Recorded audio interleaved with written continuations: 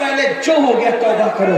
اور اس سمے اللہ والوں کے پاس بیٹھ کر اگر کوئی توبہ کر لیتا ہے, اس سمے اللہ والوں کے پاس بیٹھ کر کوئی توبہ کر لیتا ہے تو اللہ پاک اس کی زندگی بدل دیتا ہے, زندگی میں انقلاب برپا کر دیتا ہے. آؤ میں بھی اور آپ بھی سچی توبہ کریں, اس لیے کہ جب ولیوں کے یہاں توبہ کی جاتی ہے, اللہ والوں کے یہاں توبہ کی جاتی ہے, تو اللہ تبارک و تعالیٰ پھر گنہگار کو نہیں دیکھتا بلکہ توبہ کرنے والے کی توبہ کو قبول کر لیتا ہے. دیکھو ایک روایت آپ نے سنی ہوگی, اکثر بیان کی جاتی ہے, اللہ اکبر, کہ ایک شخص نے 99 قتل کیے اور 99 قتل کرنے کے بعد اس کے دل میں خیال آیا کہ میں نے توبہ کرنی ہے, یعنی بدل جانا ہے, نیک بن جانا ہے. تو اس نے ایک آدمی سے مسئلہ پوچھا, کسی جاننے والے سے مسئلہ پوچھا, بھئی میں 99 قتل کیے میں نے, اب میں اگر توبہ کروں تو قبول ہوگی کہ نہیں ہوگی؟ تو کچھ لوگ زیادہ دیر ہوشیار ہوتے ہیں, اپنے سوا وہ کسی کو جنتی سمجھتے ہی نہیں, اپنے سوا وہ کسی کو نیک سمجھتے ہی نہیں. تو اس نے کیا کہا, واہ صاحب 99 قتل کر لیے اور 99 قتل کرنے کے بعد اب آپ توبہ کرنے جا رہے,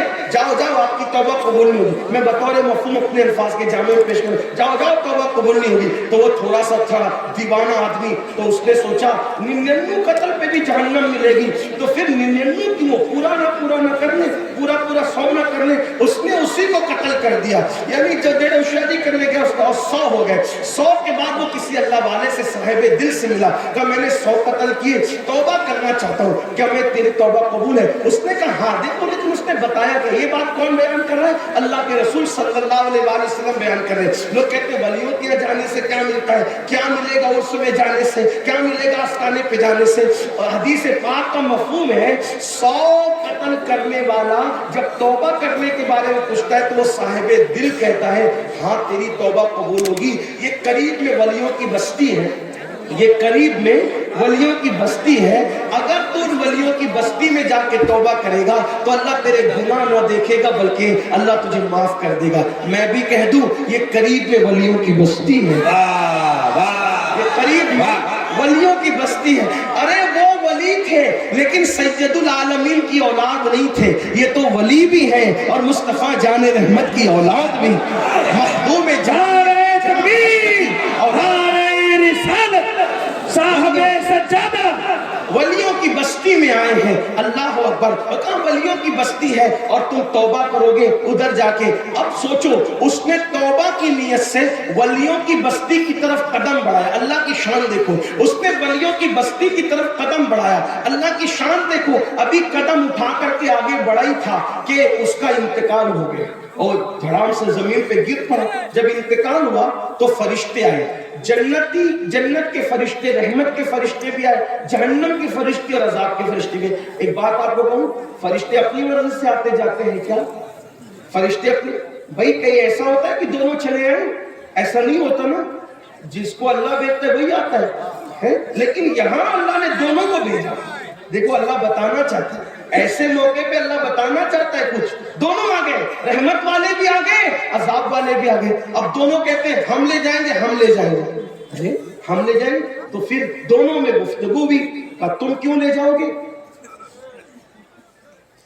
کہا یہ تو پاپی تھا, مجرم تھا. اللہ کی بارگاہ میں عرض کیا کہ مولا ہم لے جانا چاہتے. وہ کہتے ہیں تم کیوں لے جانا چاہتے ہو؟ 100 قاتل 100 کا قتل کیا تھا, تم کیوں لے جانا چاہتے ہو؟ مولا 100 کا قتل تو کیا تھا لیکن اللہ والوں کی بستی کی طرف توبہ کی نیت سے چلا تھا, ابھی پہنچا نہیں, صرف چلا تھا. یاد رکھنا میری قوم کے جوانوں, کسی کا در ایسا نہیں جس کے در پہ جاؤ اور ناکامی کے ساتھ بیٹھ جاؤ تو کامیابی مل جائے, ایسا نہیں ہے. ایک میرے اللہ کا در ہے, اللہ کا در جو خود فرماتا ہے, حدیث قدسی ہے, جو میری طرف چل کر آتا ہے میری رحمتیں اس کی طرف دوڑ کر کے جایا کرتی ہے. وہاں اگر بیٹھ جاؤ گے تھک کے رستے میں تو منزل خود چل کر تمہارا استقبال کرے گی. اللہ اکبر. تو کیا کہا, تم کیوں لے جانا چاہتے ہو؟ توبہ کی نیت سے ولیوں کی بستی کی طرف چلا تھا. تو اللہ فرماتا ہے ایک کام کرو, جاؤ. اب دیکھو, اب یہاں پر کچھ لوگ ڈنڈی مارتے ہیں, تو کہا صرف توبہ کی نیت سے وہ بخشا گیا. میں نے کہا توبہ کی نیت کا میں تو منکر ہی نہیں ہوں, اسی عنوان کی بیان کر رہا ہوں, لیکن بخشش جو ہوئی وہ توبہ کی نیت پر نہیں ہوئی. بخشش کسی اور وجہ سے، آپ کی توجہ چاہتا ہے. ہاں توبہ کی نیت کا تو انکار ہی نہیں ہے، لیکن بخشش کیوں ہوئی؟ بھئی بخشش اس پہ ہو جاتی، کس پہ ہو جاتی؟ بھئی توبہ کی نیت سے چلا اللہ کہہ دیتا میں نے معاف کر دیا، نیت سے چلا معاف کر دیا. لیکن اللہ نے یہ نہیں کہا، حدیث اٹھا کر دے گے، کیا کہا؟ اس کے لاش سے لے کر، اس کی لاش سے لے کر اس کے گھر تک کا فاصلہ ناپا جائے، اور اس کی لاش سے لے کر ولیوں کی چوکھٹ کو ناپا جائے، ان کی بستی کو ناپا جائے. اگر یہ اپنے گھر کے قریب ہوا تو جہنم میں جائے گا، اور یہ ولیوں کی بستی کے قریب ہوا تو جنت میں جائے گا. پھر ہوا کیا؟ جب ناپنے کے لیے چلے تو اللہ نے زمین کو حکم دیا، زمین سمٹ جا اور اس کو ولیوں کے قریب کر دے. اور زمین سمٹ گئی اور اس کا لاشا ولیوں کے قریب ہوا تو اس کو پھر جنت میں داخل کر دیا گیا. آپ اندازہ کریں، صرف بنی اسرائیل کے اولیاء کے قریب ہونے کی وجہ سے، لاشا قریب ہونے کی وجہ سے 100 کو قتل کرنے والا جنت میں جاتا ہے. اگر ہمارے دل غوث و خواجہ کے قدموں میں دھڑکتے رہے تو انشاءاللہ دنیا بھی کامیاب ہے، آخرت بھی کامیاب ہے. اللہ کے بندو سچی توبہ کرو، یہاں بھی نجات ہے، وہاں بھی نجات ہے. ڈر تھا کہ عیسیاں کی سزا اب ہوگی یا روز جزا، دی ان کی رحمت نے سزا، یہ بھی نہیں وہ بھی نہیں. اور آج جو عیب کسی پر نہیں کھلنے دیتے، کب وہ چاہیں گے میری حشر میں رسوائی ہو. تو مسلمانوں سچی توبہ کرو، گڑ گڑا لو، رو لو. ام المومنین سیدہ عائشہ صدیقہ فرماتی ہے، میں نے اللہ کے رسول سے پوچھا، یا رسول اللہ کیا آپ کا کوئی گنہگار امتی بھی جنت میں جائے گا؟ کیا آپ کا کوئی پاپی امتی بھی جنت میں جائے گا؟ حضور فرماتے ہیں ہاں. اے عائشہ، جو رات کی تاریکی میں، جو تنہائیوں میں اپنے گناہوں کو یاد کر کے روتا ہوگا، ایسے گنہگاروں کو اللہ قیامت کے دن بے حساب جنت عطا فرمائے گا، ان سے حساب نہیں لیا جائے گا. اس لیے آئیے اپنے گناہوں پہ گڑ گڑائیے، روئیے، اپنی زندگی میں انقلاب برپا کیجئے. اور ہندوستان کے مسلمان 3 کام پر محنت کریں. 3 کام کرنا ہے ہم کو. پوری تقریر یاد رہے نہ رہے یہ یاد کرنا. پہلے وعدہ کرو کون کون یہ 3 کام کرے گا. ہاتھ اٹھائیں، بولو بھائی سبحان اللہ. دیکھو 3 کام ہندوستان میں ہمیں 3 کام کرنا. نمبر 1، دیندار بنو. کیا بنو؟ اور اپنے بچوں کو بھی دیندار بنو. دیندار صرف داڑھی ٹوپی والے دیندار نہیں، صرف گوشت اور مچھلی کھانے والے دیندار نہیں. کیسے دیندار؟ جیسے رسول اللہ بنانے آئے تھے. اور وہ کیسا دیندار ہوتا ہے؟ جو اپنے لیے پسند کرو وہی اپنے ایمان والے بھائی کے لیے پسند کرو، ہے نا. کیسے دیندار؟ حضور سے سچا عشق کرو. کیسے دیندار؟ نماز کی پابندی کرو. تو 3 کام کیا کرنا ہے؟ نمبر 1 کیا کر کیا بنو گے؟ کیا بنو گے؟ 3 پر عمل کرو. نمبر 2، مالدار بنو. نمبر 2 کیا کرنا ہے؟ مالدار بنو. محنت کرو، کھیل کود سے توجہ ہٹا کے مال حاصل کرو. جوئے سکتے شراب سے نہیں، حلال محنت کی کمائی سے. کیونکہ غریبی کبھی کبھی آدمی کو کفر تک لے جاتی ہے، اس لیے مالدار بنو. کچھ لوگ کہتے ہیں نا ارے اللہ کے رسول بھی غریب تھے ہم بھی غریب ہیں، تو کیا؟ یہ جھوٹ ہے. حضور کوئی غریب نہیں تھے، حضور کوئی مسکین نہیں تھے، حضور کوئی مفلس نہیں تھے. حضور علیہ السلام اتنے مالدار تھے کہ ان سے پہلے اتنا بڑا مالدار نہ کبھی روئے زمین پہ آیا، اور نہ قیامت تک ان جیسا مالدار کوئی روئے زمین پہ آ سکتا.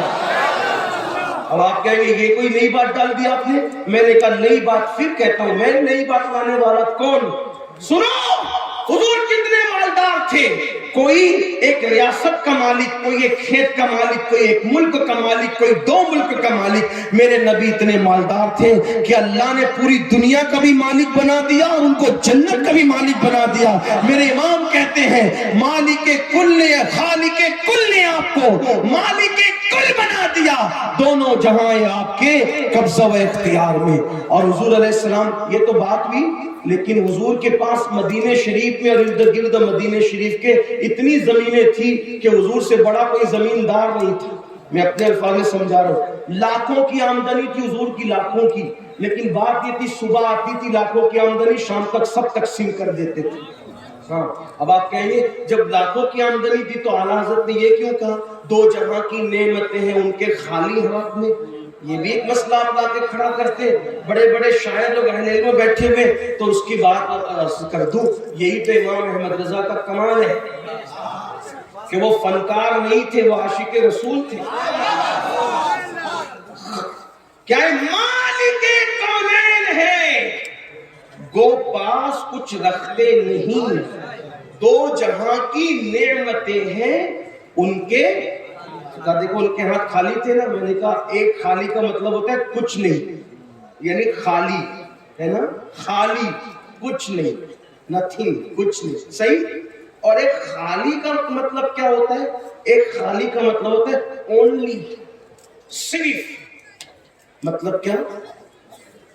اگر پوچھا جائے اس وقت کس کی تقریر ہو رہی ہے بخاری عرس میں، تو کہ اس وقت خالی امین القادری بول رہا ہے. یعنی سب چپ ہیں اور صرف امین القادری بول رہا ہے، اونلی وہی بول رہا ہے. تو کیا اس وقت اسٹیج پر شاکر سامی صاحب بھی موجود ہیں؟ اور نہیں، وہ آنے والے تو تھے لیکن ان کا ویزا کینسل ہو گیا، اس لیے وہ نہیں آئے، اس لیے خالی امین القادری بول رہا ہے. واہ، اس وقت کون بول رہا ہے؟ خالی امین القادری بول رہا ہے. کہا کیا وہاں پر انسانوں کے سوا اور بھی کوئی ہے کہ نہیں؟ خالی انسان ہے، صرف انسان ہے. صحیح ہے. اب خالی کا مطلب سمجھ میں آیا؟ کہا کہ خانقاہ میں کون ہے؟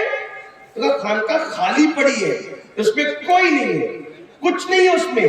اور یہاں خالی انسان، صرف انسان ہے. اتنی بات سمجھ میں آئی؟ ایک خالی کا مطلب ہوتا ہے کچھ نہیں، اور ایک خالی کا مطلب ہوتا ہے اونلی، صرف. بات سمجھ گئے؟ سمجھے کہ نہیں سمجھے؟ بنگال والوں سمجھے کہ نہیں سمجھے؟ ہاں، یہ تو دلی اور لکھنؤ والوں کی بھی بس کا نہیں ہے، کیونکہ امام احمد رضا کی بولی ہے. تو بنگال والوں کی بات الگ ہے.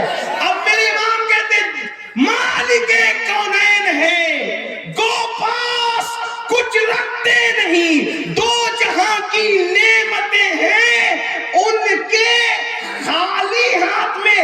وہ مالک کونین ہے جو آتا ہے سب تقسیم کر دیتے ہیں، اپنے پاس کچھ نہیں رکھتے، اس لیے کہ دونوں جہان کی نعمتیں صرف اور صرف اللہ نے انہی کو عطا فرمایا ہے. ان کے سوا دو جہاں کی نعمت کسی کو عطا نہیں کی گئی ہے. اس لیے کہ جس کو جو ملا ہے انہی سے ملا ہے. خلق کے حاکم ہو تم، رزق کے قاسم ہو تم سے ملا جو ملا تم پہ کروڑوں درود.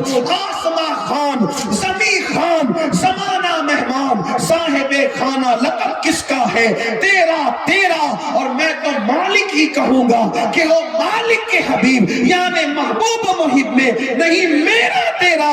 اور کون دیتا ہے، دینے کو منہ چاہیے، دینے والا ہے سچا ہمارا نہیں. ہمارے نبی سے بڑھ کر کوئی مالدار نہیں، کوئی مالدار نہیں. ٹھیک، اتنی بات سمجھ میں آ گئی. ورنہ اور بھی دلیل پیش کرتا تو نمبر 1 دیندار بنو، نمبر 2 مالدار بنو. نوجوانوں خاص طور پہ جو بوڑھے ہو گئے ان کو چیلنجز کا مقابلہ نہیں کرنا، چیلنجز کا مقابلہ ہمیں کرنا ہے. نوجوانوں جلدی اٹھو، جلدی سو، خوب محنت کرو، مالدار بنو، خوب مالدار بنو.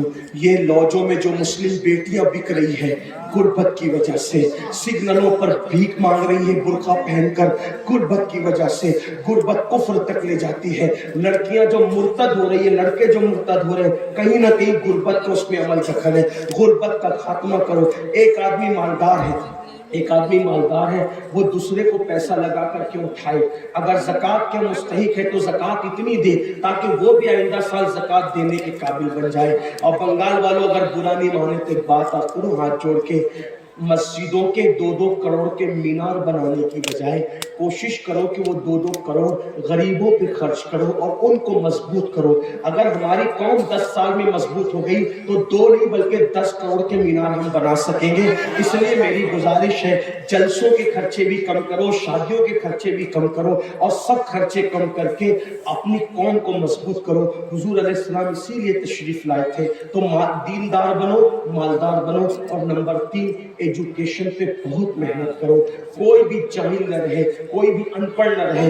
خوب खूब पढ़ाओ अपने बच्चों को, 10वीं 12वीं तक कभी मत रुकना, बल्कि अपने बच्चों को IAS बनाओ, IPS बनाओ, डॉक्टर बनाओ, इंजीनियर बनाओ। डॉक्टर भी BUMS वाला मत बनाओ, बल्कि MD और आला से आला डिग्री दिलाओ। अब आप कहेंगे मौलाना पैसे नहीं है, मैं आपसे कहता हूँ हर साल ईद पे नया कपड़ा न बनाना पड़े न बनाओ, धुले हुए कपड़ों पे ईद कर लो, लेकिन अपने बच्चों की तालीम पे खर्चा करो। इसी तरीके से किसी और जगह पर पैसे लगाने की बजाय 10 साल अगर इन 3 निकात पर आपने मेहनत कर दी, दीनदार बनो, मालदार बनो और एजुकेशन को आम करो, हर बंदे को पढ़ा लिखा बनाओ। आप कहेंगे मौलाना नौकरी नहीं मिलती, मैं कहता हूँ हम नौकरी के लिए नहीं पढ़ते, हम अच्छा इंसान बनने के लिए पढ़ते हैं। इसलिए कि पढ़े लिखे की तिजारत में अनपढ़ की तिजारत में फर्क है, पढ़े लिखे की गुफ्तगू में अनपढ़ की गुफ्तगू में फर्क है, पढ़े लिखे के उठने बैठने में अनपढ़ के उठने बैठने में फर्क है। देखो आप ये नहीं कहता हूँ कि आप सब अनपढ़ हो, लेकिन एक बात आपसे कहता हूँ, महफिल में पढ़े लिखों का अंदाज और होता है, अनपढ़ लोगों का अंदाज और होता है। खाने में, पीने में, उठने में, बैठने में तालीम को आम करो, दुनिया भी पढ़ाओ, आखिरत भी पढ़ाओ। अपने बच्चों को इतना इल्म दो कि वो मुसलमान रहे, सच्चे मुसलमान रहे, और अपनी बच्चियों को भी इतना इल्म दो, सच्ची पक्की मुसलमान रहे, और स्कूल, कॉलेज, यूनिवर्सिटी में आला से आला तालीम दिलाओ। और याद रखना, गुर्बत का बहाना मत बनाओ। बेटिया की शादी होती है तो लाखों रुपए कहाँ से आते हैं, और आपसे कहता हूँ 8 घंटे मेहनत करने की बजाय 16 घंटे मेहनत करो, मेहनत में पीछे मत हटो, अपने बच्चों को पढ़ाओ। सिर्फ 10-12 साल हिंदुस्तान के तमाम मुसलमान मेहनत करके अपने बच्चों पे मेहनत कर ले, कोशिश कर ले, काविश कर ले, तो देखना नक्शा बदल जाएगा। ये भी आपसे कहता हूँ, एक बात कहता हूँ, मना नहीं कर रहा हूँ, अगर मुझसे गलती हो तो मेरे उलमा इस्लाह करेंगे, आप मेरी जात को देख के कबूल नहीं करना। बाप के चेहरों पर 40 देग पकाने की बजाय 1 देग पकाओ, उन 40 देगों का खर्चा बचाकर किसी बच्चे की तालीम पर अपने बाप के इसाले सवाब के लिए खर्चा कर दो। पीर साहब के मजार पर 1 लाख की चादर लाके डालने की बजाय 100 रुपए की चादर डाल दो, बाकी के पैसे बचाकर गरीबों की तालीम पे खर्चा कर दो। पीर साहब के इसाले सवाब के लिए वो उस 1 लाख की चादर से जितना खुश होंगे, वो 100 रुपए की चादर से भी उससे ज्यादा खुश होंगे, क्योंकि आपने किसी को उठा दिया, किसी को आपने तरक्की पे ले गए। एक बात कहता हूँ, मेरा पीर जन्नती है तो मेरे पीर को मेरी 1 लाख की चादर से क्या गरज, उसको तो जन्नत में उससे बेहतर लिबास मिल चुका है, उससे बेहतर लिबास मिल चुका है। तो ये बातें तल्ख लगे, माफ करना, लेकिन आपसे एक बात कहता हूँ, रसूमात से निकलो, हकीकतों की तरफ आओ, रसूमात से निकलो, सच्चाइयों की तरफ आओ। एक दूसरे को गिराने की कोशिश मत करो, एक दूसरे को उठाने की कोशिश करो, आपस के झगड़े खत्म करो। तेरा सिलसिला बड़ा, मेरा सिलसिला बड़ा, तेरी बिरादरी बड़ी, मेरी बिरादरी बड़ी, तेरा पीर बड़ा, मेरा पीर बड़ा। याद रखना, हम सबका सबसे बड़ा पीर मुस्तफा जाने रहमत है, वो सबके पीर है, और उनसे बड़ा कोई हो ही नहीं सकता अल्लाह की मखलूक में। हमारे इमाम ने कहा, और पूरी दुनिया मुत्तफिक है कि हमारे पीर सबसे बड़े हैं।